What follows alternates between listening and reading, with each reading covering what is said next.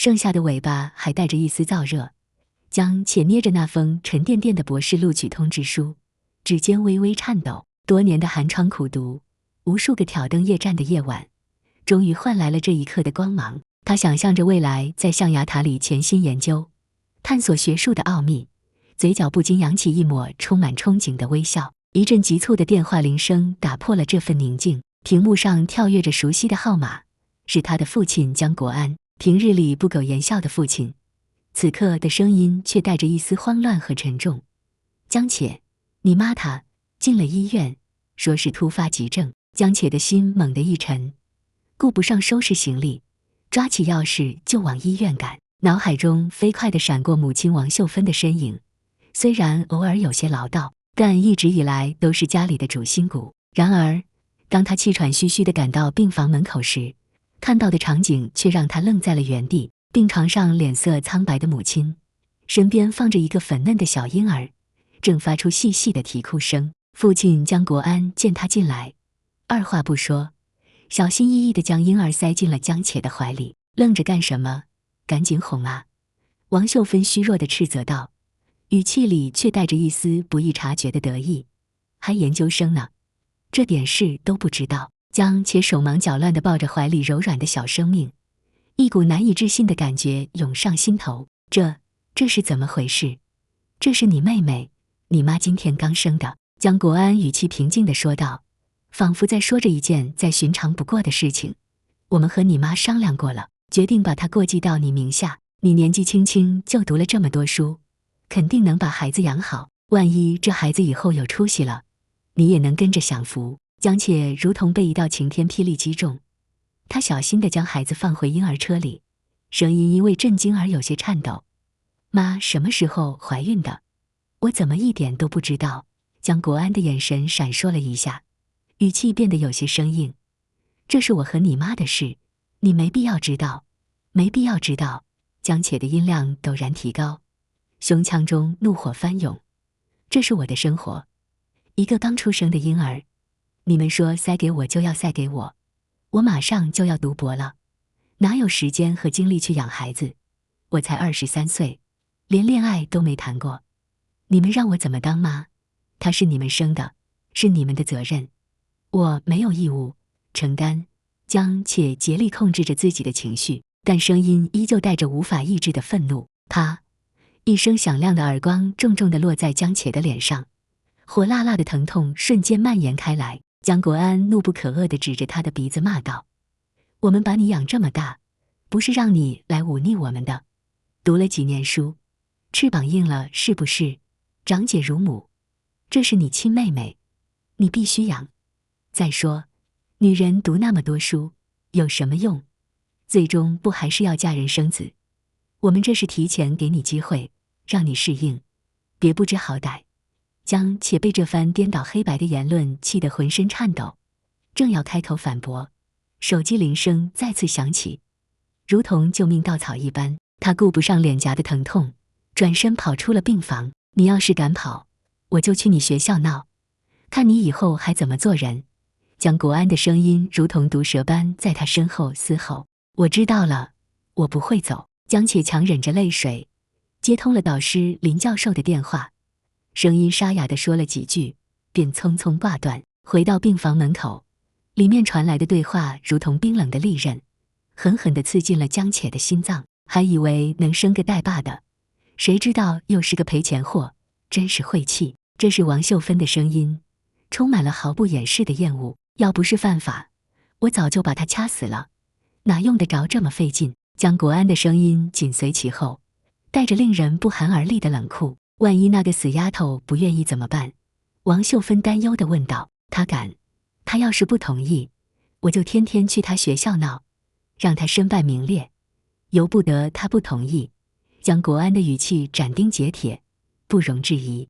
江且深吸一口气，推开了病房的门。房间里的争吵戛然而止，父母脸上还残留着一丝慌乱和心虚。江国安率先发难，指着江且厉声道，你今天必须把这个孩子带走，过继到你名下，否则我现在就掐死他，就说是你干的。说着他做事就要掐向婴儿车里的孩子。王秀芬连忙拦住江国安，冲着江且尖叫道：“你还愣着干什么？赶紧把孩子抱走啊！”江且沉默地看着眼前这对自私而冷漠的父母，看着他们拙劣的表演，心中一片冰凉。他上前，小心翼翼地抱起啼哭的婴儿，转身朝门口走去，声音平静的没有一丝波澜：“我知道了，我会把他过继到名下。”江且动作麻利地为孩子办理了所有的过继手续，看着户口本上江念这个名字，心中百感交集。这个小小的生命就这样毫无预兆地闯入了他的世界，彻底改变了他人生的轨迹。他用仅剩的奖学金在学校附近租了一间狭小的单身公寓，然后奔波于各大母婴店，为江念购置奶粉、衣物、婴儿床等各种必需品。书架上多了一排厚厚的育儿书籍和资料，她努力学习着如何成为一个合格的姐姐，尽管这个身份是如此的荒谬和沉重。为了更好地照顾江念，江且咬牙请了一个经验丰富的月嫂，微薄的积蓄如同流水般逝去，未来的路一片茫然。很快，她的生活巨变传到了男友林泽宇的耳中。电话那头，林泽宇的声音充满了震惊和愤怒：“江且，你告诉我这是怎么回事？你突然冒出一个妹妹，还要过继到你名下，你有没有考虑过我们的未来？”江且试图解释，但林泽宇根本听不进去。他无法接受这个突如其来的拖油瓶，更无法想象未来的生活要如何与一个婴儿捆绑在一起。争吵最终以分手告终，电话里只剩下冰冷的嘟嘟声，如同江且此刻的心情。他将退学申请发给了导师林教授，邮件里充满了歉意和无奈。林教授很快回复了他，言辞恳切的挽留，对他放弃学业深感惋惜。江且只能再次带着深深的歉意，婉拒了导师的好意。他知道自己已经没有选择，照顾孩子、寻找工作，两座大山沉沉地压在江且的肩上，让他感到前所未有的疲惫。昔日意气风发的准博士生，如今却为了生计四处奔波。闺蜜苏晴得知江且的遭遇后，气得跳脚，恨不得冲到江家理论一番，但最终她还是心疼江且的处境，时不时会过来帮忙照看江念，让江且能喘口气。小区里的大树下聚集着一些闲来无事的老人，每当江且推着婴儿车经过，总能听到他们窃窃私语的声音。这小姑娘年纪轻轻的，自己带着个孩子，也没见她身边有男人，不会是做了什么不光彩的事吧？谁知道呢？现在的年轻人啊，什么都敢做，说不定是被哪个有钱人玩腻了扔下的。哎呦，造孽啊！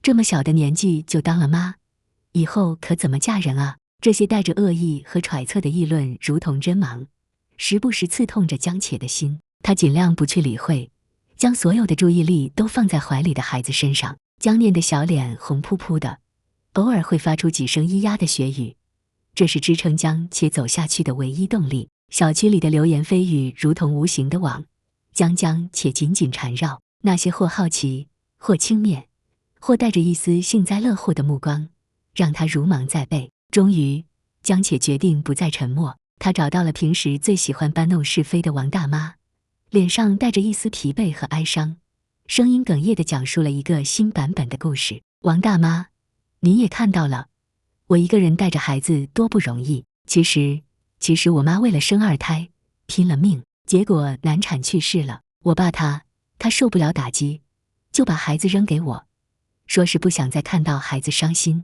我也是没办法，只能自己硬着头皮养。他一边说着，一边偷偷观察着王大妈的表情。果然，王大妈脸上的八卦之色逐渐褪去，取而代之的是一丝惊讶和同情。哎呦，这可真是造孽啊！王大妈叹了口气，看向江且的眼神也柔和了几分。很快，江且可怜的单亲妈妈的故事在小区里传开了，人们看她的眼神不再是探究和鄙夷，而是多了几分同情和怜悯。那些尖锐的议论声也逐渐消失了。江且默默地松了一口气，虽然撒了谎，但至少他和江念争取到了一片相对安静的生活空间。他给江念取了这个名字，是希望自己永远不要忘记这个小生命的到来，以及自己所肩负的责任。他努力工作，省吃俭用，给江念买最好的奶粉，用最柔软的衣物，尽他所能给予孩子最好的物质条件。在江且的精心照料下，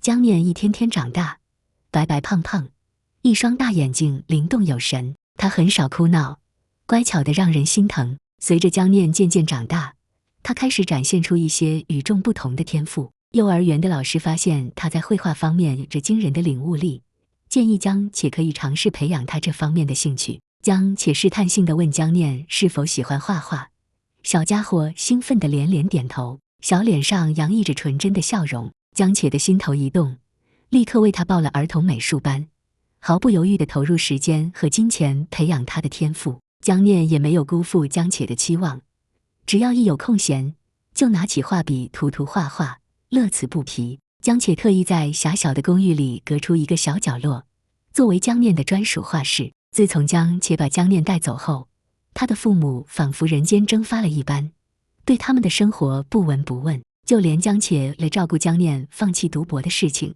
他们也装聋作哑，从未提起。直到有一天，江念的一幅儿童画在市里的比赛中获得了2等奖，江且忍不住将喜讯分享到了朋友圈。没过多久，江国安和王秀芬竟然点赞了这条朋友圈，并在下面评论：不愧是我的外孙女，就是聪明。看到这条评论，江且的心中涌起一股难以言喻的复杂情绪。苏晴和周围的邻居看到江且父母的评论，纷纷劝他：你一个姐姐，又不是亲妈，把孩子养这么大已经很不容易了，何必对他这么掏心掏肺？你看你爸妈那样子，现在孩子有点出息了，就出来认亲戚，以后要是真有大成就，肯定会跟你抢孩子，你这就是白忙活一场。是啊，拼死拼活给别人养孩子，还不如自己生一个，谁的孩子和谁亲。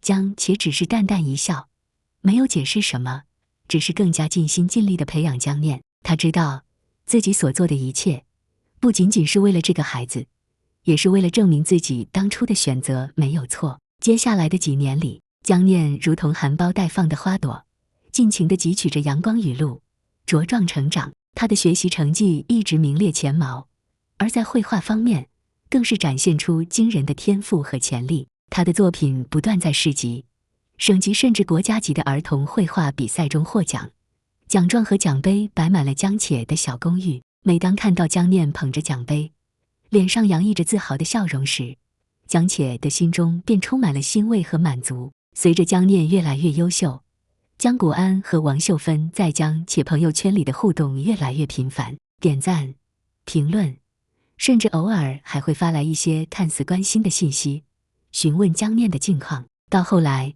他们开始旁敲侧击地提出想见见江念，都被江且巧妙地拒绝了。接着江念获奖的东风，江且开始在一些社交平台上注册账号，分享江念的绘画日常和作品。凭借着独特的画风和充满童真的想象力，江念很快就吸引了一批粉丝，小有名气。江且周围的邻居和朋友看到江且如此费心费力地培养一个和自己没有血缘关系的妹妹，更加不理解。他们觉得江且简直是疯了，耗费这么多心血，最终很可能只是为他人做嫁衣。江且只是笑笑，并不争辩，继续默默地支持着江念，经营着他的账号。看着江念的粉丝数量不断增加，各种绘画邀请和合作纷至沓来，江且的心中充满了希望。江念18岁那年，已经成为网络上小有名气的青年画家。他的作品清新灵动，充满了独特的个人风格，受到了许多艺术爱好者的追捧。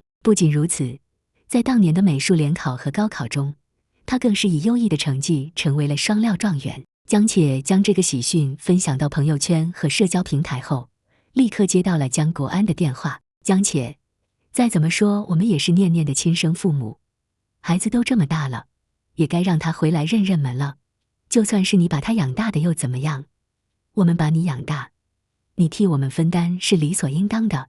江国安的语气带着一种不容置疑的命令。就算他和你再亲，你只是他姐姐，念念是我生的，你不能剥夺他知道亲生父母的权利。这周末你必须把念念带回来见我们。王秀芬的声音也充满了强硬和不容置疑。江且沉默地听着电话那头父母的指责和命令，心中一片冰冷。他没有争辩，只是平静地挂断了电话。第二天，江且悄悄地变卖了所有能变卖的家产，包括那间虽然狭小但充满他和江念回忆的小公寓。1周后，他带着江念登上了飞往国外的航班，目的地是全球顶尖的美术学院。当江国安和王秀芬得知江念已经被江且送出国深造的消息时，已经是几天之后了。他们气急败坏地给江且打来电话，电话那头传来江国安如同雷鸣般的怒吼：“你个不孝女，知道我们要见念念，就故意把人弄到国外去。你就是不想让我们见面，怕我们抢走念念，是不是？你真是好歹毒的心肠！我不管，你必须给我想办法，我一定要见到念念。”江且对着电话筒轻轻嗤笑一声，语气冰冷而疏离：“我可没那么大的能耐，能把一个18岁的大姑娘强行送到国外。如果你们有本事，就自己飞去国外看她好了，我绝不拦着。”电话那头，江国安的声音一下子哑了。王秀芬一把抢过电话，尖锐的声音几乎要刺破江且的耳膜：“那是我的女儿，没有我们的允许，你有什么权利送她出国？”江且的语气更加冰冷：“好啊，那你把这些年为江念花的抚养费都报销了，1分不少。从此以后，我保证不会再管他。”王秀芬的声音也戛然而止，电话里只剩下粗重的喘息声。他们气急败坏，却又无可奈何，只能接受这个既成事实。得知江且为了送江念出国深造，几乎倾家荡产，周围的朋友和邻居都觉得他简直是疯了。苏晴更是焦急地劝他：“江且，你到底图什么啊？等念念从国外回来，你爸妈肯定会变本加厉地找你麻烦的，到时候你一无所有，值得吗？”江且只是淡淡一笑，没有解释。他相信自己的选择，也相信念念的未来。远在重洋彼岸的江念很快适应了国外的生活，他努力学习，汲取着西方艺术的精髓，同时也没有忘记和江且保持联系，经常通过视频电话分享他的学习和生活。他的社交账号已持续更新，作品越来越成熟，名气也逐渐在国外的艺术圈崭露头角。几年后，江念在国外成功举办了他的第1次个人画展，引起了不小的轰动。画展开幕那天，江且特意飞到国外，和江念共同分享这份喜悦。看着站在聚光灯下自信而耀眼的江念，江且的眼眶有些湿润。他知道自己所有的付出都是值得的。随着江念在国内外的名声越来越响亮，他决定回到国内，举办他在国内的第1次个人画展。江且自然是全力支持，为他打理着画展的一切事宜。画展开幕的那一天，江且站在展厅门口，看着络绎不绝前来参观的人群，心中充满了骄傲和期待。画展开幕式现场人声鼎沸，各路媒体的长枪短炮对准了展厅中央那幅巨大的油画。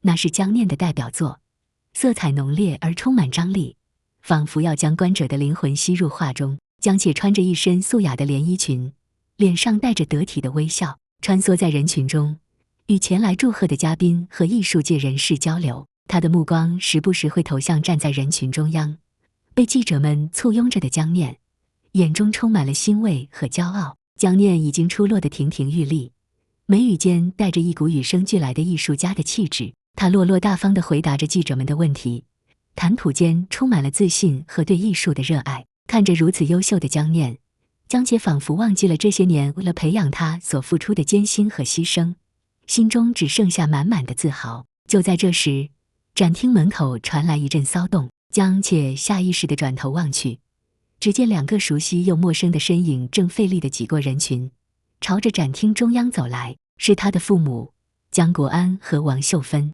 时隔多年，再次见到他们，江且的心中并没有太多的波澜，只有一种淡淡的疏离感。他们的脸上布满了岁月的痕迹，眼神中却依然带着那股熟悉的、带着目的性的光芒。江念显然也注意到了他们的到来，原本侃侃而谈的声音微微一顿，目光中闪过一丝不易察觉的复杂情绪。现场的记者们也如同闻到了腥味的鲨鱼，纷纷将镜头转向了这对突然出现的中年夫妇。江国安和王秀芬终于挤到了江念的面前，他们的脸上堆满了激动和慈爱，仿佛一对久别重逢的父母。念念，念念，我的好女儿啊，我们终于见到你了。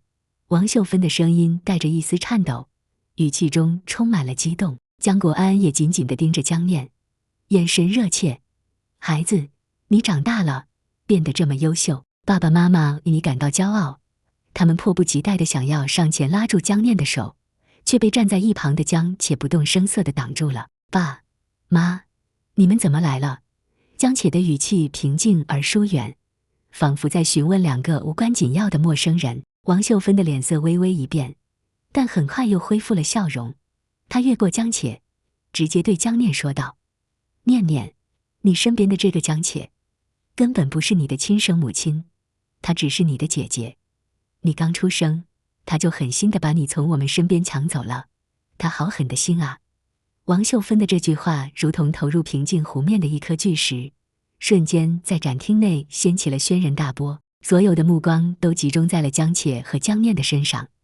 记者们的快门声如同骤雨般响起，闪光灯几乎要晃瞎众人的眼睛，现场一片哗然，窃窃私语声如同潮水般涌动，所有人都被这突如其来的家庭伦理剧惊呆了。谁也没想到，在这场备受瞩目的画展开幕式上，竟然会上演这样一出狗血的认亲戏码。江念面对着突然出现的亲生父母，脸上并没有太多的惊讶和激动，反而显得异常平静。在国外独自生活的这几年，他早已褪去了年少时的青涩和冲动，变得更加沉稳和内敛。他看着眼前这对声泪俱下的中年夫妇，眼神中没有丝毫的亲近，反而带着一丝淡淡的疏离和探究。我知道，江念的声音不大，却清晰地传到了在场每一个人的耳中。这两个字如同一个重磅炸弹，瞬间让原本喧闹的展厅安静了下来，只剩下此起彼伏的快门声。江国安和王秀芬脸上的激动瞬间僵住，取而代之的是一种难以置信的错愕。你说什么？王秀芬的声音带着一丝颤抖，仿佛不敢相信自己听到的。江念的目光转向了一旁的江且，眼神中充满了感激和依赖。他轻轻握住了江且的手，给了他一个温暖的笑容。姐姐从小就告诉我了所有的事情，关于你们，关于我，关于我们这个特殊的家庭。江念的声音平静而坚定，如同在讲述一个早已知晓的故事。江且的嘴角微微上扬，露出一抹意味深长的笑容。他看着脸色铁青的父母，心中多年的委屈和愤怒似乎在这一刻得到了一丝释放。爸妈，你们可能不知道，念念虽然是你们的亲生女儿，但在她的成长过程中，真正扮演父母角色的一直都是我。江且的声音不大，却掷地有声。这些年，我为了抚养她长大，放弃了学业，付出了所有的心血和积蓄。你们在她的人生中缺席了整整18年，现在她功成名就了，你们就迫不及待地跳出来认亲，难道不觉得有些可笑吗？江且的语气中带着一丝嘲讽，眼神锐利地看向自己的父母。江国安和王秀芬被江且的话噎得说不出话来，他们的脸色一阵青一阵白，想要反驳，却又找不到合适的理由。现场的记者们如同打了鸡血一般，手中的相机和录音笔不停地运作着，生怕错过任何一个精彩的瞬间。这绝对是明天新闻的头版头条。就在现场气氛僵持不下的时候，江且轻轻拍了拍江念的手，然后转过身，面对着所有的媒体和观众，脸上露出了一个意味深长的笑容。各位媒体朋友，各位来宾，我知道大家对我们这个特殊的家庭关系非常感兴趣。既然今天我的父母也来到了现场，那么正好，我也有一份准备了多年的惊喜，想要送给他们。江且的话音刚落，他的助理便推着一辆小推车走了上来，推车上放着一个厚厚的文件夹和一个播放设备。江且拿起文件夹，对着话筒说道：这里面记录了念念从出生到现在的所有开销明细，包括奶粉钱、医务钱、学费、美术班的费用，以及这些年来我们所有的生活支出，每一笔都有详细的记录和凭证。他顿了顿，目光扫过脸色难看的父母，继续说道：总共算下来，这些年我为念念花费了将近200万，这对于当时的我和一个还在读书的学生来说，几乎是天文数字。现场再次响起一片低低的惊呼声，谁也没想到，江且竟然保存了如此详细的账目。当然，这些都是我作为姐姐心甘情愿为妹妹付出的。江且话锋一转，语气变得冰冷。但是，我的父母刚才提到了养育之恩，既然如此，那么这笔抚养费，是不是也应该好好算一算呢？江且的目光如同利箭一般射向江国安和王秀芬，语气中带着一丝毫不掩饰的嘲讽。毕竟，他们口口声声说我抢走了他们的女儿，那么这些年他们作为亲生父母，是不是也应该承担起相应的抚养责任呢？江国安和王秀芬的脸色变得更加难看，他们没想到江且竟然会当着这么多人的面算起这笔经济账。你这是什么意思？我们是你父母，养育你是天经地义的。江国安色厉内荏地说道。是吗？江且冷笑一声，那当初你们把我养大，是为了让我替你们养育2胎，甚至还说以后要靠他享福，这就是你们所谓的养育之恩吗？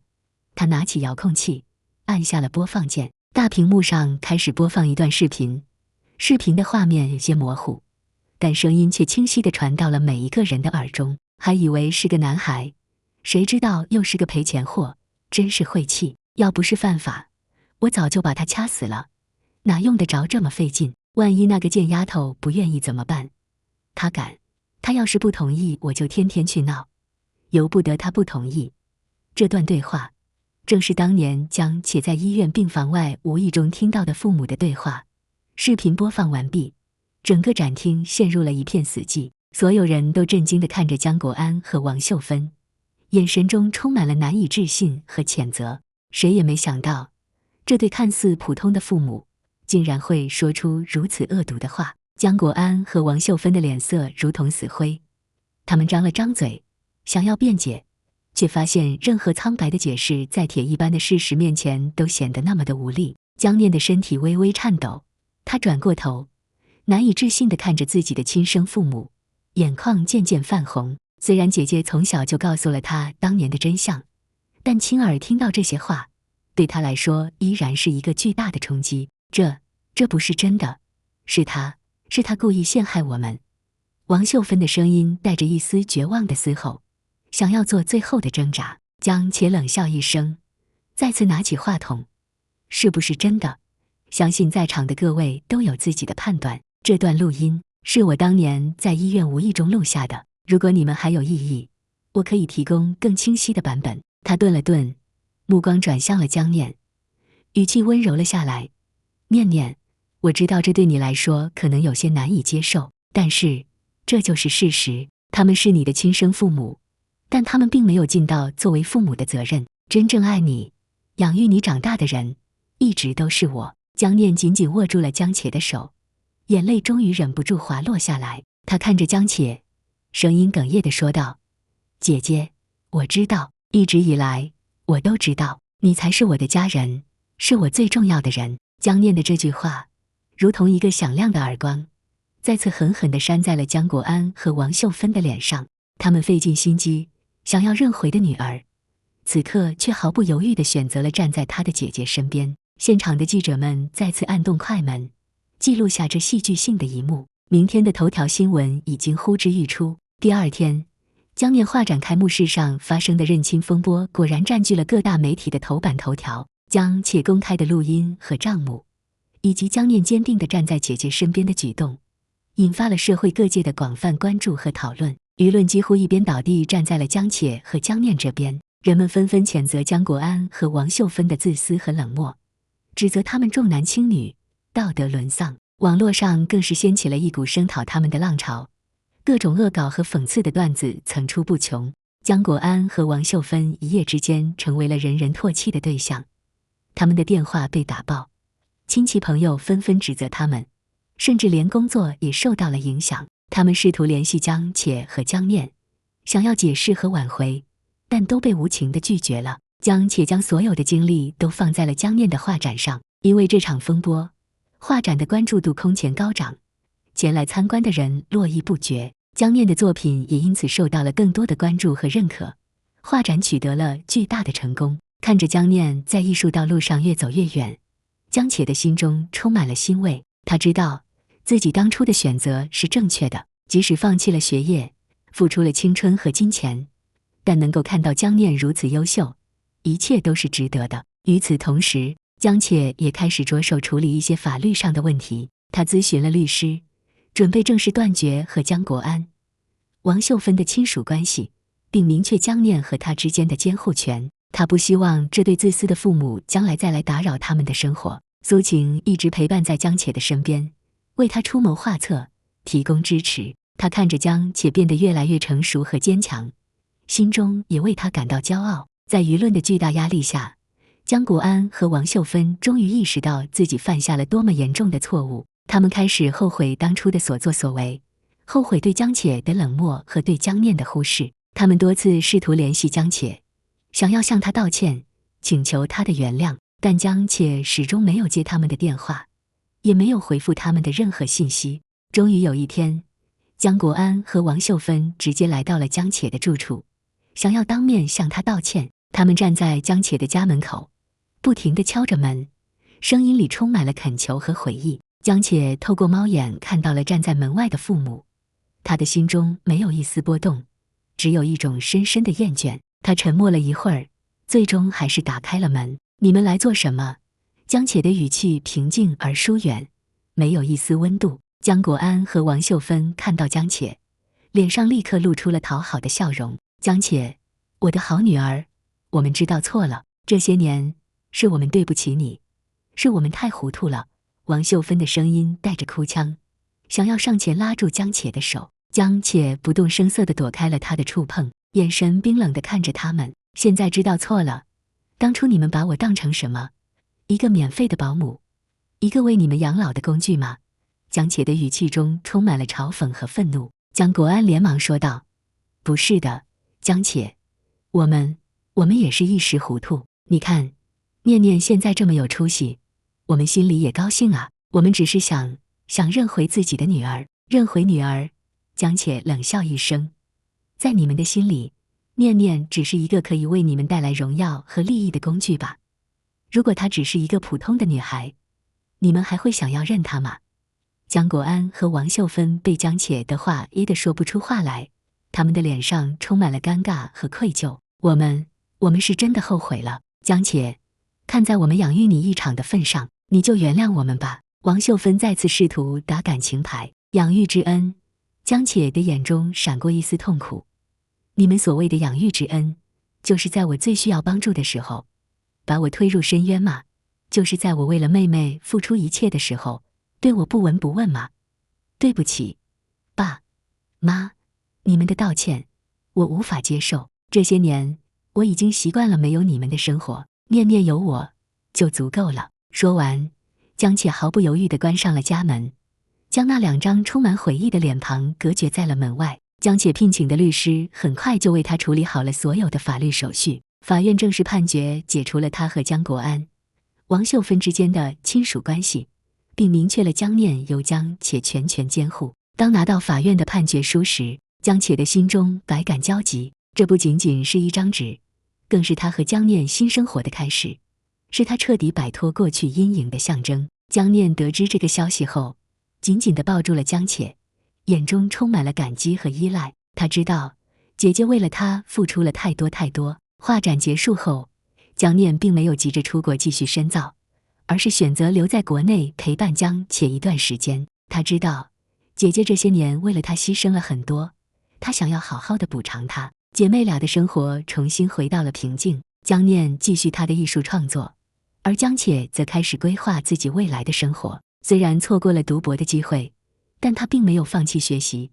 他开始自学一些感兴趣的课程，并尝试着投资一些有潜力的项目。江念的名气越来越大，他的画作受到了国内外艺术界的广泛认可，成为了冉冉升起的新星。但无论取得多大的成就，他始终没有忘记姐姐的养育之恩，对江且依旧如同小时候一样依赖和爱戴。几年后，江念在国际艺术界取得了巨大的成功，他的画作在各大画展上备受瞩目，成为了最年轻、最具潜力的艺术家之一。江且也通过自己的努力，在商业领域取得了一定的成就，拥有了自己的工作室和团队。虽然生活忙碌，但他始终将江念放在第一位，姐妹俩的感情也越来越深厚。江国安和王秀芬在经历了舆论的谴责和女儿的疏远后，似乎也逐渐认识到了自己的错误。他们偶尔会通过朋友打听江且和江念的消息，但始终没有勇气再次出现在他们面前。